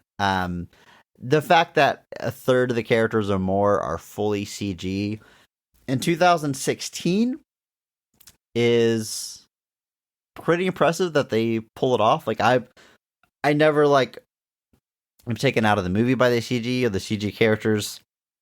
I think it all works. I think the action looks good. There's a pretty wild fight in the forest between the humans and the orcs, and yeah, like I said, it all works. I mean, I think this is, I think I've made this point in the podcast before, the very specific period of 2014 to 2016 is where I think we really peaked with CG. Obviously there's been technical breakthroughs since then, and I don't fully mean what I'm going to say, but I really like this era because it's there's still plenty of practical being shot with CG added in where it's necessary, and the CG looks really good that you can make characters that look believable characters. So this era is movies, think about what we've covered on this podcast, things like Tomorrowland, Amazing Spider-Man 2, 2016 Ghostbusters, all movies that obviously have reception is what it is, but I think all look great. I mean, those three movies I just aged, look phenomenal, haven't aged at all. And maybe Warcraft isn't quite on that level. You can see it's aged a little bit more than those, but it's very impressive what they pulled off just for, again, how much of this cast is totally CG. I mean, it's really, really impressive they pulled it off with the budget that they did, which is a big budget, but still, for what they pulled off, like I said a minute ago, all the money clearly went to the VFX to make sure they got it right. Oh, of course. The work was put in here. Yeah, it's an interesting thing to note that just there's this, people would probably still point to things like Infinity War as an Endgame still using CG to pretty great effect. But, there's been this kind of expectation or this idea at this point that CG has kind of fallen off. But I don't think... it's used as for shortcuts for things we can't get two actors on set at the same time, so we'll just film them separately and stitch them together. Or the volume, the thing they filmed the Mandalorian on is cool technology, but you should make an entire movie off of it. It's very limiting if you do something like that. And just instead of building a set, it'll we'll figure it out later in post. It's gotten too powerful that it's being used as a shortcut versus a creative tool. And I think 2014, 2016, it was still a tool. And sometime shortly after that, it becomes more of a shortcut. It gets you being used that way anyway. I think also I think a lot of it comes down to time as well. I think like we've got a lot more movies that we're trying to do these. You've got super CG intensive movies that are trying to do like a year turnaround time. When like Avengers Doomsday just noted that it wrapped filming. And that movie comes out 15 months from now. Which is nuts. It used to be that like if you finished filming your heavy CG intensive movie, you were looking at least 2 years. You think there's gonna be a lot of CG in Avengers Doomsday, Andrew? Not a lot. I think the movie is largely going to be, we're going to be looking at actors. I've read that like the X-Men actors actually went through like gene therapy to actually get their powers, so that they don't have to use CG for them. Right. That really just increases your safety budget, which when it comes down to safety versus CG, it's definitely cheaper. It shouldn't be. Safety officers deserve to be compensated just as fairly as everyone else. I hear they're building like real everything. Guys, no, it's gonna be a CG monster fest. You know it is. Yeah. But it's but that turnaround time has gotten so much faster now, and I think that's part of it. I think you've got stuff where it's like this stuff's getting kicked out the oven before it's done cooking in a lot of ways, and I think it leads to things looking cheaper. It leads to things looking less finished. And even if It you're leads to to you everybody doing on a set, CG mouth movement like we saw in Craven. oh god, yeah, you start doing weird stuff, and some of that studio interference. There's a whole lot of other stuff too, where you're just like, oh god. But thing is CG is like anything else. It can be done well, it can be done poorly. And generally speaking, I'm not going to say that there is not CG that is just never going to look good. But generally speaking, when you start diving into movies that have like quote unquote bad CG, you're going to see that like, oh, it didn't really have the money for it, but they wanted to do it anyway. Or the timeline, this movie was turned around in like 10 months despite the amount of CG used. And it's like, can't really be shocked that it doesn't look that great when you're not willing to put in the time or the effort. Not necessarily time or the effort, excuse me. I don't mean to say that people aren't working hard, but just that if you want quality work, it takes time and it takes money. And if you're not willing to spend those things, don't do it. Speaking to the sincerity of this movie, there's really early on, like the very beginning, like I said, there's a little bit of voiceover of an orc talking about orcs and humans have been at war ever since he can remember. And you see a battle between an unnamed orc and human. You see the human pretty quickly, but the orc is like kind of in shadow. You just see that it's a monster about to strike down a human. And then, so it seems it's almost building up like we're gonna save these orcs for later for big reveal, but like there's this hard cut to what is quote unquote present day of the story. And it's just an orc's face up close, kind of just lost in thought. And it's just like, boom, here it is. It's almost comical. But like I said, this movie is very sincere about it. It's not trying to make a kind of joke, but it's just like, yeah, this character happens to be an orc. And they're so video game looky. Like they're so clearly, again, good things, true to the adaptation, to the source material. But they really just go for it in a way that I ultimately appreciate. But there's an adjustment period, I think, early on if you aren't really ready for it. But the fact that, again, these orcs are treated as like real characters, like any other character. So much of the stuff takes place during like broad daylight, which you don't typically see with characters like this. And I really like this early scene though between what are our orcs' names, Andrew? What's our main two orcs? Duratan and Goldan.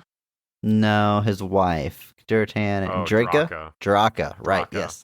So pregnant Draka, and they're just like teasing each other and hanging out like in their little tent and stuff, and they're just is humanized the right word? They're fleshing them out as like real characters. They look ridiculous. They look like video game orcs, but they are like fully fledged characters, and it's a good idea, I think, just kind of show you that real early. Like, this is the kind of movie this is. These fantastical creatures are like our main characters. Like, get used to it. Strap in. I liked that one a lot. Those scenes, they were really good at just building, like I said, humanity. I guess feels like the wrong word given they're not humans, but just you empathize with them. You relate to the characters, and it works. There's a great little character moment for Lothar that I like, who is he is king by the end of the movie, but he's like in charge of like the army, I guess, through most of the movie. And they get into that early skirmish with the orcs in the forest, and he's telling the mage, trying to give them pointers as they're fighting with their swords, taking out these orcs. He says, "Don't try to take them on with brute force. They're stronger. Be smarter." And I like that because it's a cool little, like, you understand exactly what it means by that little quip there about how to kill an orc. But it's even more impressive to me because despite that dialogue in the beginning saying orcs and humans have been at war forever, I kind of just assumed he had fought orcs before. But orcs are new to this world. People of Azeroth have never seen orcs before. And so it's not him, like, sharing knowledge, "Oh, I've been here before." Like, he's learning on the battlefield. He's developing a strategy as they fight him. Or he's fought, like, similar creatures that are strong but dumb, and he knows how to fight them. But, like, his ability to strategize, like, in the moment, pass on that wisdom, just a good little way to show like what his strength is and what he is good at. I liked that scene a lot too because immediately after says you have to fight smarter, he gets grabbed and thrown across the forest. Yes. But otherwise, I agree. I think you've got just a really, like I said, a character that's approaching this in a very tactical way, trying to give advice, and trying to help everybody stay alive a little bit longer. So yeah, ultimately that's my big take on this. It's a good time. I imagine if you're a fan of the video games, you're going to be happy with what they did here. I don't know where, if you're out there a fan of the story of the video games and you think maybe they weren't wrong or you like what they did, I would love to hear your feedback on it. Of course, you can do so. You can hop into our Discord, let us know what you thought. Speaking of the Discord, someone had asked if friend of the show, my wife, would be a guest here because she has, I don't know her history with Warcraft proper, but certainly World of Warcraft is something that she put plenty of hours into back in the day. Doesn't currently play. She brings it up every now and then. She's like, I would just lose my life to it. Like, it's best just not to even dip my toe back in. But someone asked her thoughts if she was on this episode, so no, clearly she's not a guest here, but I can maybe get a sound bite from her, get a voice note, and we'll drop it in right here. Oh, yeah, I didn't watch it. There you go.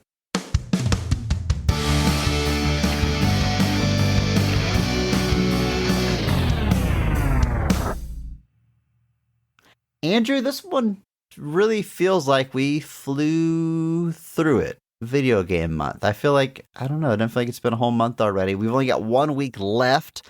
Next week, we are wrapping up the month by covering Tron Legacy, the Tron sequel, a movie that has come on this podcast before. You are quite the fan. I have never seen. In fact, ladies and gentlemen, I haven't even seen Tron, the original, which I think I'm going to need to watch before Legacy. So I got 2 movies to watch before we meet again on this podcast, Andrew. But you excited to dive into this? I am. I'm excited. I'm going to try to watch my my new 4K of Tron Legacy. Yeah, you got the nice steel books that just came out. They're looking sharp. Steel books that just came out looking nice. I originally wasn't a big fan of this artwork, but seeing it in person, I think it works much better. Do you like your steel books to not have the title in the front, to just be artwork? I have mixed feelings. Okay. Go ahead. How do you feel? Mostly I like it. Like, I'm trying to think. Guardians 3. My Guardians 3 is like that. It's just artwork. I like it being like a display. The spine has the movie title. You know what the movie is. Yeah, you're not like, it's not like I'm setting this on the shelf facing forward. Yeah. Then I'd still know what it is. Yeah, so it's not bad to have the title on the front by any means, but I think it's kind of a bold choice. I'm Tron here as well, but yeah, you're more mixed on that practice though. It all just depends. What did bug me for a while, more so than anything, is there was a period of time where the spines would sometimes not have anything on them. Some of the Marvel steelbooks back in the day. It's like they couldn't figure out really how to do a hinge, right? It was just a hinge all the way down, so there's no spot to put a title. Is that what you're talking about? No, like some of them, they don't even have one. Like I remember my Doctor Strange steelbook just didn't have a thing on the spine. Oh, I remember terrible. there was a guy on eBay who sold magnets that were just super long, skinny magnets that you put on the spine of the steelbook so that it had a title on it. I don't know if I had a picture of it, but yeah, I just remember that having that pop up. I think the Guardian steelbook was like that too. This isn't quite as I have some old Fox steelbooks that I'm holding up here, so you can see the hinge is a straight line all the way down the middle. Yeah. So these have the title, but they're real small because they have to fit on just half of the spine because they hadn't quite figured out how to make a spine on a steelbook yet. But yeah, I'm trying to see if I can find like a copy of like the Guardians 1 steelbook because it was very, very like, and just people don't post the pictures I need them to post. Yeah. So the Guardians steelbook had the Walkman stuff on the spine. So it had like the play button, the rewind, the fast forward, and the stop buttons because the Guardian steelbook looked like a Walkman. Oh, right. If I put that on the shelf, I was gonna have no clue what that looked like. So they're almost for a while too committed to the what they're doing there. It's funny you say that. I think the Doctor Strange steelbook was just going for like a spell book vibe. Okay. So yeah, it just had like a weird like design on the spine. So I remember I bought like magnets that were literally just you slapped them on the spine, they stuck to it. That way it had a name on it. But this is not a steelbook, but this is the worst package of any movie I own. So I'm holding up. This is Django Unchained. Andrew, this is a Blu-ray. But as you see, it's as tall as a DVD. So already horrible on your box shelf. I don't know why it's that tall. It's in a slipcover, which is kind of cool. You can see the front of it is like clear. But the spine is blank. Nothing on the spine. So it's too tall. The other side is I could put it backwards. But I don't like the open side facing out. That's not really how it's supposed to go. So I hate this packaging, but it's still also kind of cool, so I'm not going to get rid of it. Absolutely terrible. Anyway, Andrew, I wasn't planning on asking you about artwork and steelbooks and cases. That just seems to always come up with us. No, it is time for Ask Andrew. I do got to ask you something, as I do at the end of every episode. And if you want to ask Andrew a question, you can do so by hopping to our Discord, leaving a queue in the channel called Ask Andrew. No, I want to ask you something that we actually discussed via text message with a mutual friend earlier today, but didn't come too conclusively to an answer. But it was, well, you know what? Let me just get right to the question, Andrew. I was thinking about directorial debuts today. Specifically, what's the best one? I've done similar things like with musicians, like what's the best debut album by a band. That's a fun I usually land on like Rage Against the Machine. But with movies, with directors, that's the crux of it here. What's the best directorial debut? And I threw a couple out there to get started. I was thinking, Reservoir Dogs comes to mind. I typically name that as one of my favorite, if not my favorite movie of all time. Blood Simple from the Coen brothers, a movie I watched relatively recently.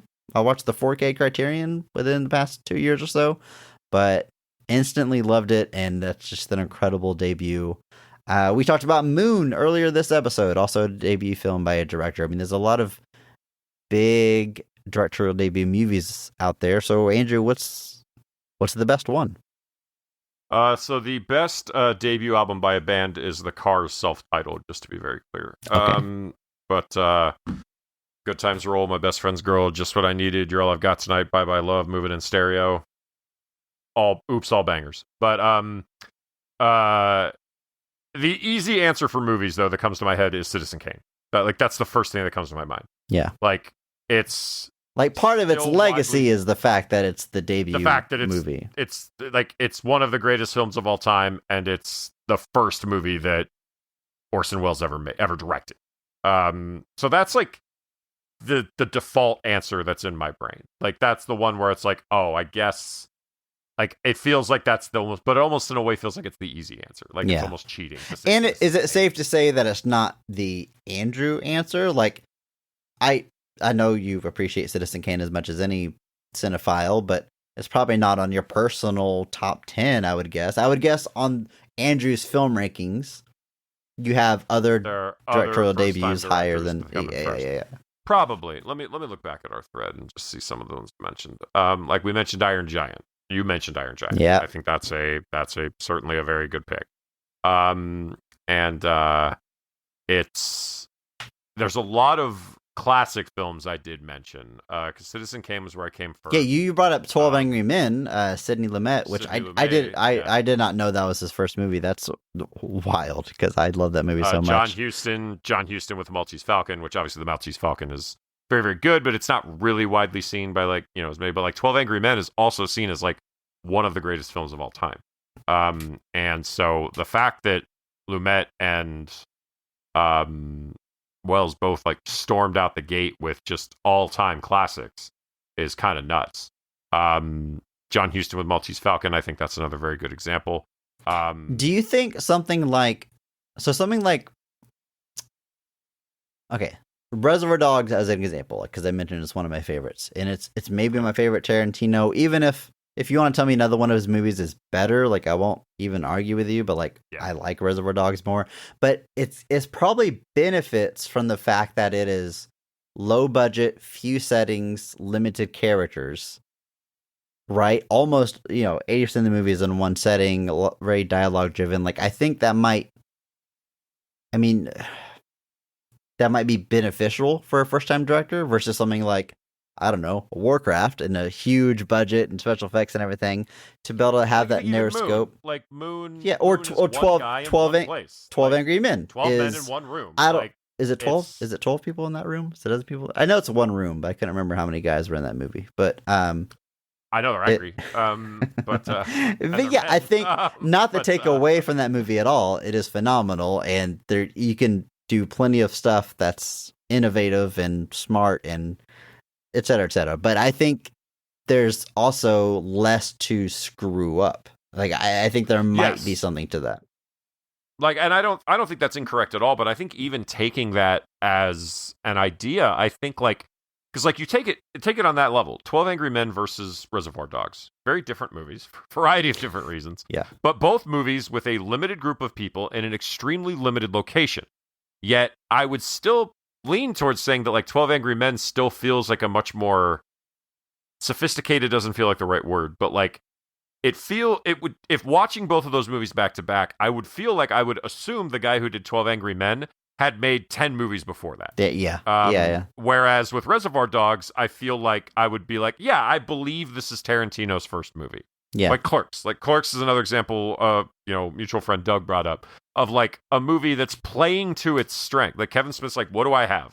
I have a bunch of my friends and I have a convenience store. So he wrote a movie that used the resources he had. That was kind of the 90s thing, though. It's like, what can I do? What do I have access to? That was like the Linklater method of like, look around you. What do you have? Make a movie using that. And that was kind of the methodology of something like Slacker. Where he was like, what can I do? And I can do this. And so Kevin Smith made a movie of what he had. But when I watch something like Reservoir Dogs or Clerks or even something like Slacker, like they feel like first-time efforts. That's not meant as a backhand necessarily. It's meant to just be like, this is clearly somebody that is getting there. And comes out, like, obviously Reservoir Dogs has a really, really good script. Like that carries that movie in a lot of ways. But there's still I don't want to say amateurness because that's not the right term, but like there's a sophistication almost of somebody like an Orson Welles or a Lumet or a Huston that despite these people all directing movies for the first time, these movies come off so much more polished, I guess is the better word. Like you would think that these guys had done, like another one I mentioned was Frank Darabont with Shawshank. Like it's insane that's that man's that does movie. Not feel like a first-time director for sure. But like at the same time, you look at what Darabont had done to that point in his career. Like he had been around movies his whole life, so it wasn't, and had worked on a ton of productions. So it wasn't like he was stepping into that with like no knowledge of the process, whereas somebody like a Tarantino or a Smith or a Linklater kind of is stepping into that without a whole lot of knowledge. So you're looking at people, so somebody like Darabont, and I would hesitate to probably say like Lumet or Houston were probably similar, where like there had been exposure in other ways. So when the time came to step into that chair, they weren't quite as new to the process as, say, Smith or Tarantino were. So you end up with a very different type of product that, despite being a first-time directorial effort, feels more complete. More, I don't know what the right term is. You know what I mean, though. Like, yeah, I do, and I'll just say I think I've settled on my answer, and it's nothing's definitive, but just kind of where I land today. Sure. Where I think we're all in agreement. The sort of quote unquote objective answer, whatever, is Citizen Kane. That's kind of just it is what it is. My gut tells me for like enjoyment, like Reservoir Dogs, I call like my 1B favorite movie of all time. So like it's that and Memento. So like I'll pick that as like my personal. But that's more like it's a movie I love that happens to be a directorial debut, whereas Blood Simple by the Coens feels like veteran filmmakers. They have such control over the pace of that movie and the slow build, and it's insanely low budget, but looks like it was made for much more money than it actually was. Like there's just like veteran, as I said in the text message, veteran ass moves happening there. And it could be, for me, recency bias, because I did finally watch this movie recently and it's just still burning bright in my brain. But I think for what they're able to, and I don't think they did too much around movies before then. I mean, they had worked with Sam Raimi and like we're surely in the business, but they weren't like, DPs or anything on previous movies or anything like that, camera operators. But yeah, I think that is insane that they were first time directors and they pulled out the movie. I do want to rattle off a few more that I do like as directorial debuts. Obviously, we've not mentioned Jordan Peele with Get Out, which is insane that's his first time directorial effort. I do like Nightcrawler. Nightcrawler was Dan Gilroy's first directorial effort. We're not even really touching on like the A24 guys, like Robert Eggers with The Witch or Ari Aster with Hereditary, or any of those guys, looking at the Safdie brothers. But all of them came out the gate with pretty strong debuts that are pretty well regarded. I feel like I have to say 12 Angry Men, just because that movie is so good. They remade it with Tony Danza and it was still good.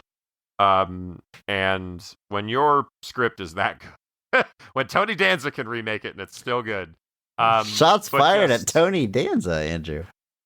Why not? And then you've got like, you could do like Terrence Malick with Badlands. You could do Greta Gerwig with Lady Bird. You could do After Sun with Charlotte Wells. There's a lot of recent stuff where like it's Being John Malkovich with Spike Jonze. Like there's these movies where like these people, and don't get me wrong, with a lot of, and like I said, I think that exposure to the industry plays a factor, because like there's guys that are like, I mean, Eraserhead by David Lynch, like that's one of his best movies. And it's always interesting to me to look, because like with a Tarantino and a Smith and a Linklater, you're seeing guys that are kind of roughing it in a lot of ways. Like they're literally learning on the job, basically. They are learning in the moment how to make films. Like Tarantino has spoken about an unreleased movie. I think, what was it called? My Best Friend's Birthday. I think it was called. But there was this like movie he went to make before Reservoir Dogs that he was in, and he's called it his film school in a lot of ways, where like it never got released. He never put it out there. There's a couple of screenshots from it that have been seen, but it was basically him like learning in real time how to make a movie. And then he took everything he learned off of that, put it into Reservoir Dogs, which is why I would definitely say Reservoir Dogs feels much more polished than say something like Clerks. Yeah. Like Clerks is about as bare minimum as you can get. Not, again, meant as a bad thing. That was Kevin Smith in that moment, in that spot, being like, okay, if it's going to look really, really simple, I have to make sure the script is really, really good and funny. And just to round out our 90s class here, El Mariachi by Rodriguez feels very much like someone scraping together money to make a movie of what it is. Absolutely. And for that reason, it's impressive. It doesn't necessarily feel like a veteran director, but you're impressed by what they are clearly a first-time director, and they still managed to pull off something that entertaining. That's the accomplishment. And like, I love Eraserhead, so there's a piece of me that, and obviously I love David Lynch, and so like Eraserhead is the one that's big in my head. But like, just for sheer, like I said, putting aside Citizen Kane because it just feels like the easy answer, my brain feels like it then automatically defaults to 12 Angry Men with just the fact that movie has stood the test of time as much as it has. And the fact that it's still so gripping and it's still so intense. And like I said, the fact that with a small scope like that, it can still grab you and hold your attention. I would be hard pressed, but if you like 12 Angry Men, Blood Simple, and Eraserhead would be like that. That's a tough call for me when it comes down to those three. The first time I saw 12 Angry Men was, I think, high school, but like 9th grade, like early high school. So like, I'm not into movies the way I would become at the end of high school. I had probably could count on one hand the amount of black and white movies I had seen. I haven't watched a lot of like classic films. A teacher played it in class. Oh, it wasn't even, I feel like it wasn't even like related. I don't know what class like that would apply to. Like I don't know. I watched it over like 2 days. On the, TV cart, so we've got like the worst settings possible to watch a movie like that for the first time, right? Like you're in class, you're not in the mode to like watch a classic film or whatever.